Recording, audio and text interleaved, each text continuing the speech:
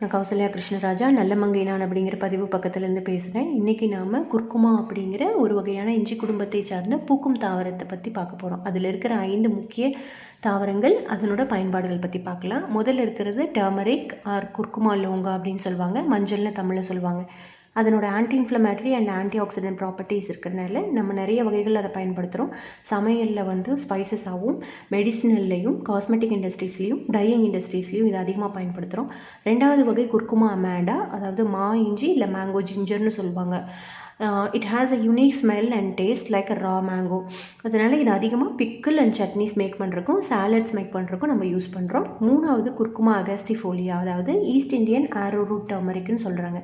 இதில் அதிகளவு ஸ்டார்ச் இருக்கிறனால நம்ம அதை வந்து ஃபுட் ப்ரிப்ரேஷன் இண்டஸ்ட்ரீஸில் போரிஜ் ப்ரிப்பேர் பண்ணுறதுக்கும் நியூட்ரிஷனல் சப்ளிமெண்ட்டாகவும் இதை நம்ம யூஸ் பண்ணுறோம். நாலாவது குர்குமா அரோமேட்டிக்கா, அதாவது வைல்ட் டர்மரிக் இல்லை கஸ்தூரி மஞ்சள்னு சொல்லுவாங்க. It has a unique smell. So இந்த ஸ்மெல் மற்றும் இதனோட property like adjusting the skin complexion, இந்த ரெண்டுனாலையும் இதை காஸ்மெட்டிக் இண்டஸ்ட்ரீஸில் அதிகமாக யூஸ் பண்ணிகிட்ருக்காங்க. அஞ்சாவது குர்குமா ஜெட்டோரியா அப்படின்னு சொல்கிறது. இந்த குர்குமா ஜெட்டோரியாங்கிறது ஒயிட் டர்மரிக்னு சொல்லுவாங்க. ட்ரெடிஷ்னல் மெடிசனில் அதிகமாக பயன்படுத்தியிருக்காங்க. இதனோட லீஃப்லேருந்து எக்ஸ்ட்ராக்ட் பண்ணுற பர்ஃப்யூம் வந்து பர்ஃப்யூம் இண்டஸ்ட்ரீஸ்லேயும் அரோமா தெரப்பிக்கும் வந்து அதிகமாக பயன்படுத்தப்படுது. இது மூலயமா ஒரு நல்ல இன்ஃபர்மேஷன் கிடச்சிருக்குன்னு நினைக்கிறேன். நம்ம நெக்ஸ்ட் வீடியோவில் பார்க்கலாம்.